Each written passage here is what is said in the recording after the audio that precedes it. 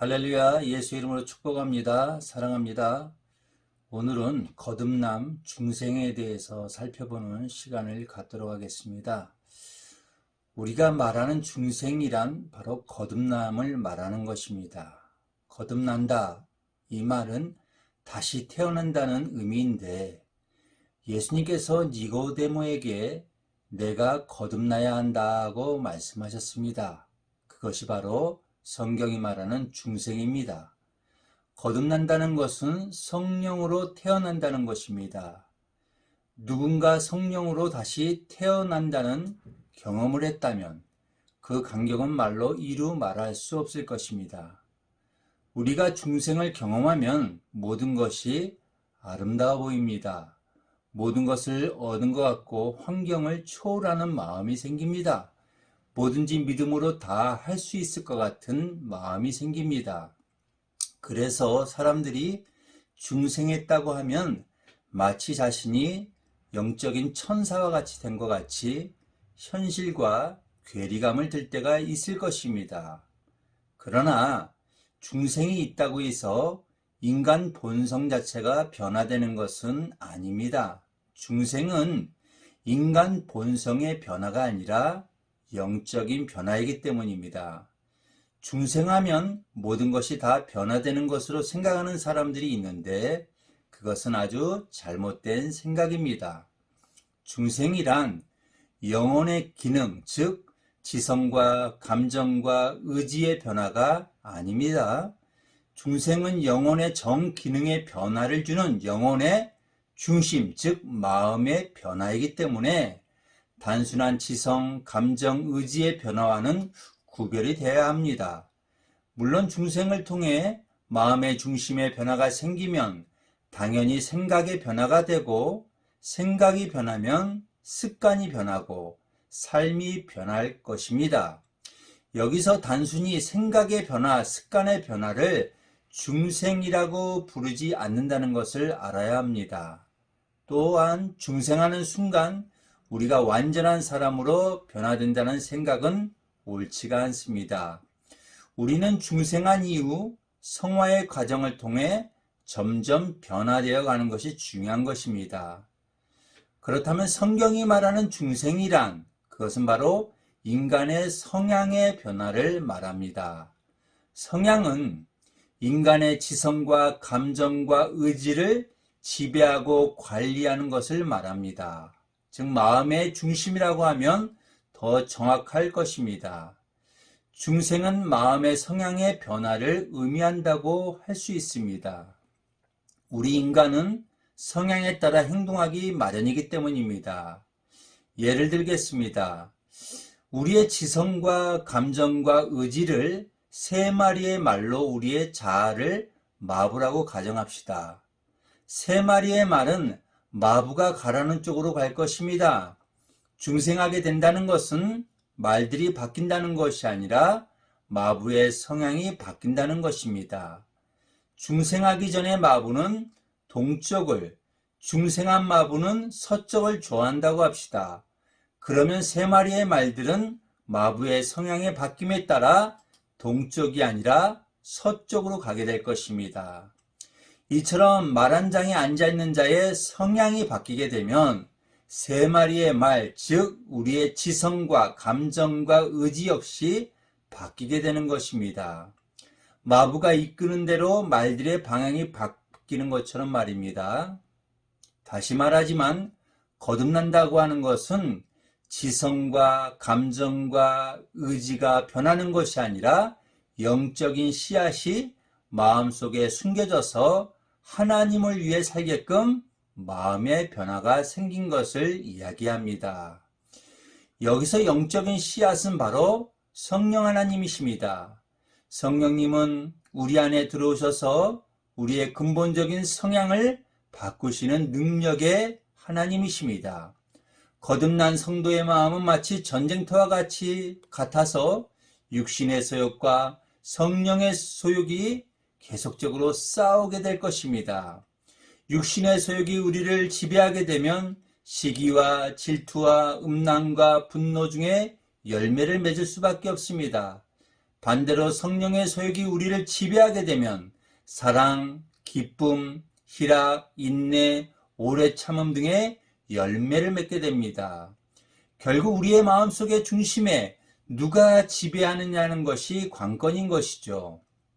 여기서 우리가 분별해야 할 것은 중생하기 전 어떤 사람에게 만약에 가수 재능이 있었다면 하나님은 그 사람의 재능을 사용하셔서 일하실 것입니다. 우리가 예수를 믿으면 모두 다 바뀌는 것이 아니죠. 획일적으로 변화되는 것이 아닙니다.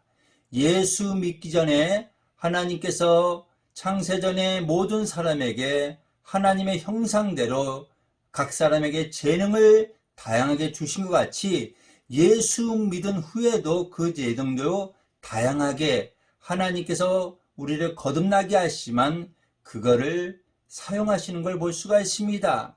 하나님은 본래 우리의 성격을 다양하게 만든다는 사실입니다. 그렇기 때문에 중생은 생활의 작은 변화를 말하는 것이 아니라 인간의 중심이 변하는 것입니다. 삶의 목적과 동기 방향이 바뀌는 것입니다. 성화가 점진적으로 일어난다면 중생은 순간적으로 일어난다고 볼 수 있습니다. 그렇다면 어떻게 이런 순간적인 변화가 생기게 될까요? 그것은 중생이 인간 의식의 영역이 아닌 인간 마음 속에서, 즉 심리적 영역으로 말하자면 무의식적인 영역에서 일어난다는 변화이기 때문입니다. 성령님이 역사하시기 때문에 이런 변화가 우리 속에 생겨나는 것입니다. 중생은 다시 말하지만 출생을 말하는 것이 아닙니다. 출생은 오히려 회심을 설명하는 것으로 볼 수 있습니다. 회심은 우리가 눈에 볼 수 있으며 느낄 수가 있습니다. 그러나 중생은 내가 느끼기 이전에 나의 무의식 속에서 하나님에 의해 생명의 씨앗이 내 영혼 속에 들어오는 것입니다. 즉 우리 마음속에서 복음을 접할 때 내가 예수님을 믿지 않는 것이 잘못된 죄악이구나 라는 걸 깨닫고 생각의 변화가 생겨서 믿게 되는 것입니다. 내가 이제서 헛되게 살았구나, 세속에 너무 물들었구나 하면서 감정의 변화가 생기고 이제부터는 교회에 나가 하나님을 믿고 예수를 믿어야겠다는 결심을 하게 됩니다. 결국엔 교회에 나가 예수를 믿기 시작하는 행동의 변화가 생기게 되는 것이죠. 이 모든 과정이 발생하기 이전에 최초 사건이 바로 중생이라, 다시 태어난다, 거듭난다 이야기할 수 있습니다. 중생의 의미를 잘 이해하지 못하면 우리 구원이 마침 내가 믿고 내가 깨닫고 내가 결심해서 일어난 것으로 오해하기 쉽습니다. 이런 오해를 방지하기 위해서라도 중생의 참된 의미를 바르게 하는 것이 중요합니다.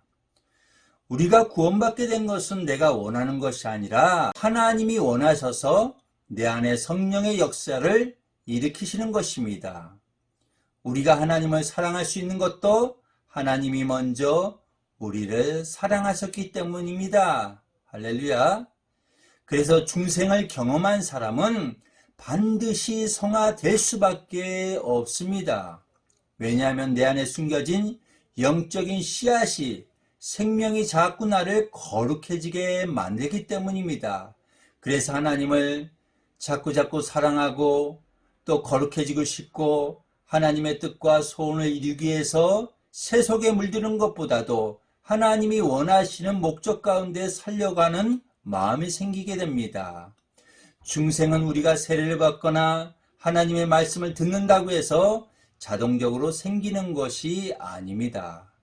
중생은 다시 말하지만 전적으로 성령 하나님의 단독적이며 직접적인 행위에 의해서 생기는 것입니다. 우리가 임신을 해도 처음에는 알 수 없듯이 성령님이 우리를 중생시켜도 알지 못할 수가 있습니다. 하지만 바람이 지나가면 흔적이 남듯이 성령님이 역사하시면 성령 안에 있는 사람은 우리의 생각과 감정과 행동에 흔적이 남게 됩니다. 문제는 내가 중생했는지 어떻게 알 수 있는가라는 의문이 여전히 남아있을 것입니다. 그러나 죄에 대한 회개와 예수 그리스도에 대한 믿음이 생길 때 우리는 자신이 거듭났다는 것을 확인할 수 있습니다.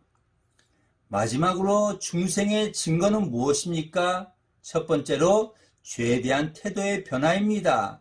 삭개오가 죄악 가운데 살았지만 중생하면서 세금을 착취하지 않습니다. 자기의 모든 소유를 하나님 나라를 위해서 헌신한 걸 볼 수가 있습니다.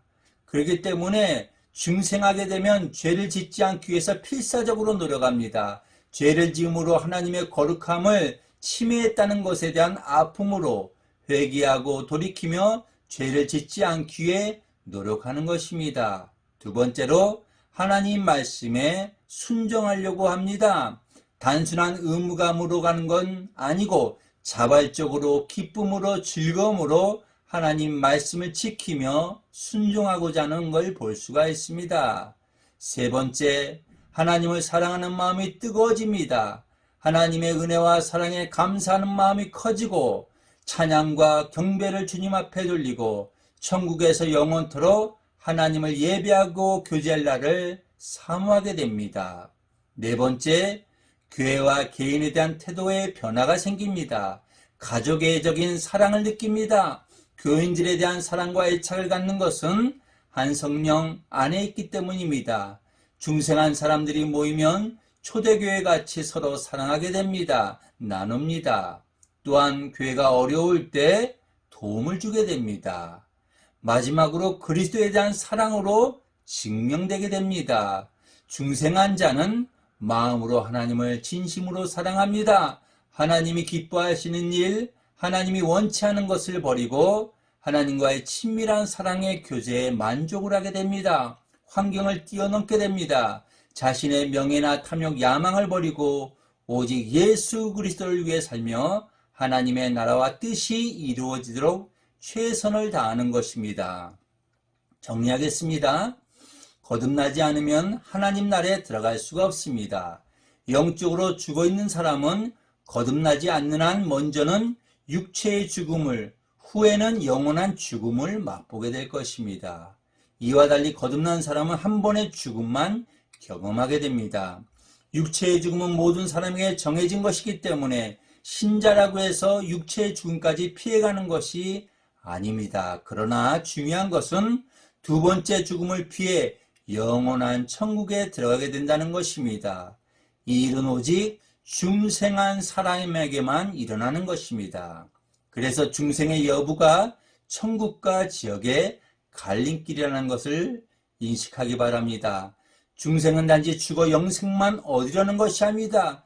중생한 사람이 이 세상을 살아가는 목적이 점점 더 예수 그리스도를 닮아가기 위한 것입니다.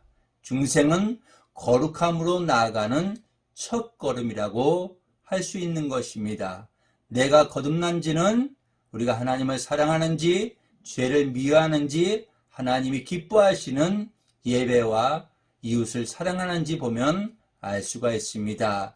그런 거듭난 자의 삶을 살기를 예수님의 이름으로 축원드립니다.